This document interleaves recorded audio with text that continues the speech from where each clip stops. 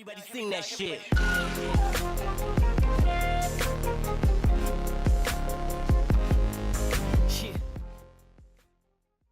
بسم الله الرحمن الرحيم.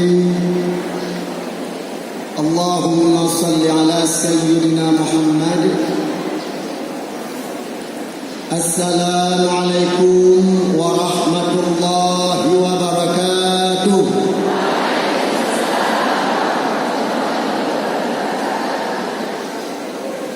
الحمد لله الذي أسرى بعبده إلى سدرة المنتهى. اللهم صل على سيدنا محمد نبي المصطفى وعلى آله وصحبه ذوي الهدى وبعد. يا أمة الإسلام رحمكم الله، اتقوا الله لعلكم تفلحون. بسم الله الرحمن الرحيم. سبحان الذي أسرى بعبده ليلا من المسجد الحرام إلى المسجد الأقصى الذي باركنا حوله لنريه من آياتنا إنه هو السميع البصير.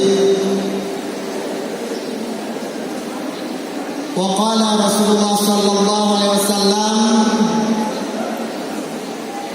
الصلاة رأس العبادة. صدق الله العظيم ونحن على ذلك من الشاهدين والشاكرين والحمد لله رب العالمين.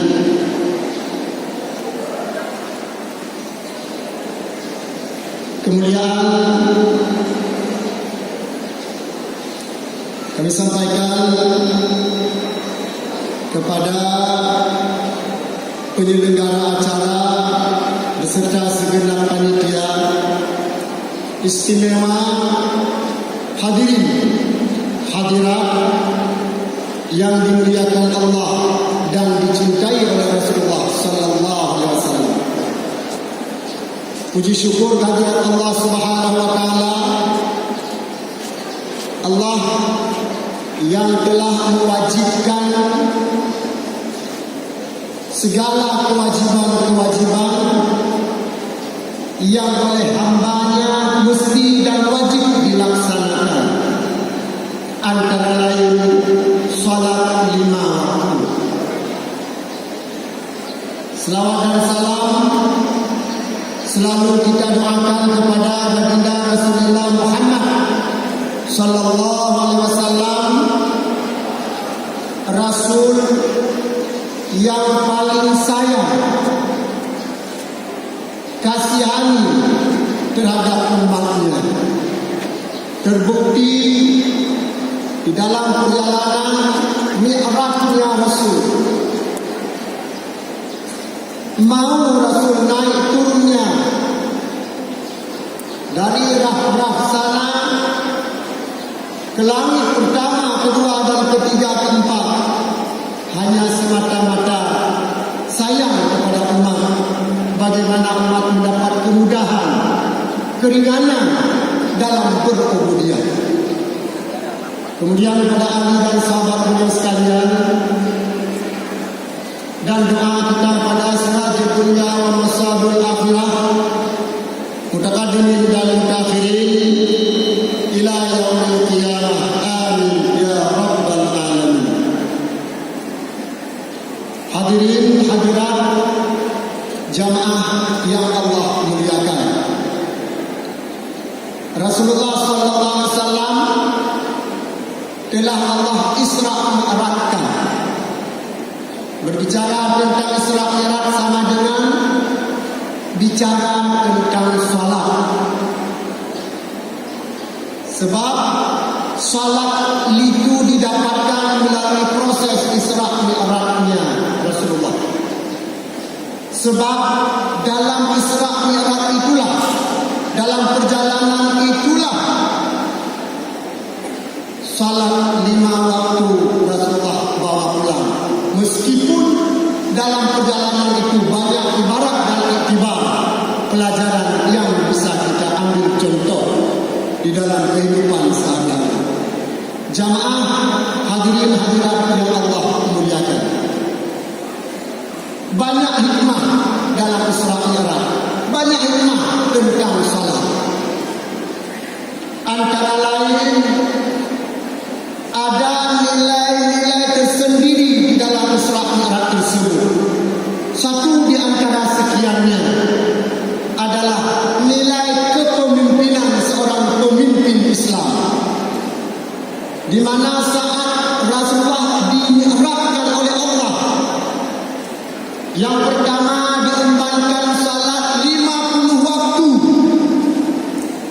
Ringkas cerita pendek kata, atas saran Rasulullah, atas saran para teman-temannya anbiya yang lain, memberi masukan, ide, gagasan.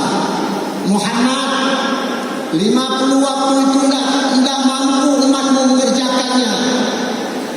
Jangankan umatmu 50 waktu, umatmu saja 1 waktu kerepotan untuk menegakkannya. Apalagi 50 waktu. Kau minta kurang di sana Muhammad. Rasulullah SAW mempertahankan rasa malu dengan Allah. Padahal seorang hamba saat diperintahkan tanpa melawan, tanpa menolak, tidak pernah merintih, apalagi menangis untuk menerima amanah. Tapi Rasulullah itu bukan untuknya, untuk umatnya, mempertahankan rasa malu dengan Allah. Boleh minta kurang, 5 waktu dikurangkan, balik lagi 5 waktu lagi dikurangkan, sampai akhirnya 9 kali balik, hingga tetaplah salat 5 waktu. Apa nilai yang saya ambil di dalam satu contoh itu? Pertama, kemauan seorang pemimpin Islam, bagaimana umatnya Muslim itu mendapat keringanan dalam berkebudian. Dari 5 ke wadah dia ke 5 wadah. Padahal mana Rasulullah, tapi tidak beliau hiraukan demi umat. Satu. Yang kedua, Rasulullah SAW pemimpin Islam mau mendengar gagasan, mau menerima masukan dari teman-temannya juga para nabi. Antara lain Nabi Musa, Muhammad, kau balik sana minta kurang. Rasulullah, kita tinggalkan cerita naik turunnya Nabi ke langit sana, tapi menerima masukan yang baik ini, seorang pemimpin, Imam Rasul, Sayyidil Anbiya, Rasulullah Muhammad SAW di atas segala para nabi dan rasul. Tapi dikala ada masukan yang baik, gagasan yang benar, ide yang cemerlang, Rasulullah melapang dada menerimanya hingga balik ke daftar sana, minta kurang salat 5 waktu. Itu yang ada pada Rasulullah SAW. Jasanya luar biasa, naik turun 9 kali, perjalanan yang nan jauh,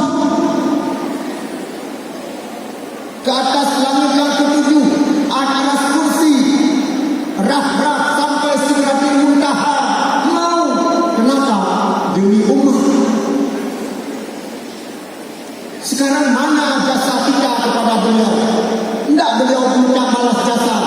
Cukup kalian perbanyakkan selawat mengaku, kata Rasulullah SAW. Dan itu pun hikmahnya kepada kalian juga, kepada kalian juga.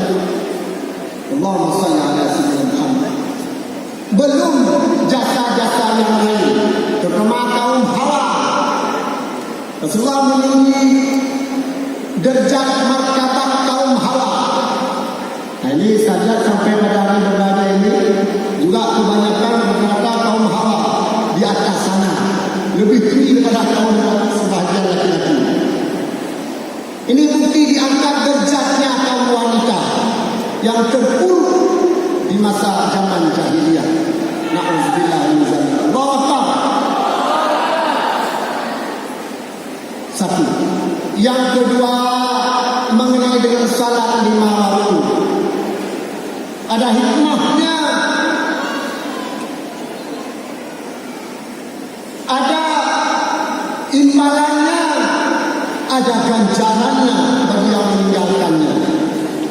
Hikmah salat 5 waktu. Dasar kedudukan salat sebelum Allah wajibkan segala kewajiban-kewajiban. Apakah itu puasa, zakat, haji, umrah? Pertama sekali yang diwajibkan adalah salat 5 waktu.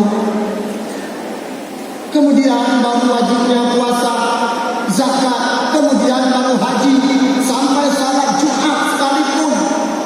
Tapi sebelum ada salat 5 waktu, tidak ada yang namanya salat yang wajib, apalagi yang sunat. Itu kedudukan salat. Apalagi salat itu langsung Allah jemput di atas langit sana. Itu pertanda apa? Diambilnya salat 5 waktu di tempat yang paling tinggi, maka kita di bumi tentang salat itu tinggikanlah, nomor 1 kalah, utamakanlah salat.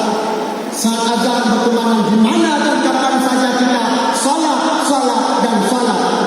Sebab hancurnya pribadi seorang karena meninggalkan kewajiban. Hancurnya sebuah tempat, desa, karena warga meninggalkan salat. Hancurnya daerah karena rakyat daerah itu meninggalkan salat. Hancurnya negara karena warga negara membelakanginya kewajiban-kewajiban yang Allah perintahkan. Allahu Akbar. Mudah-mudahan dengan penyampaian singkat termotivasi kita semua untuk menegakkan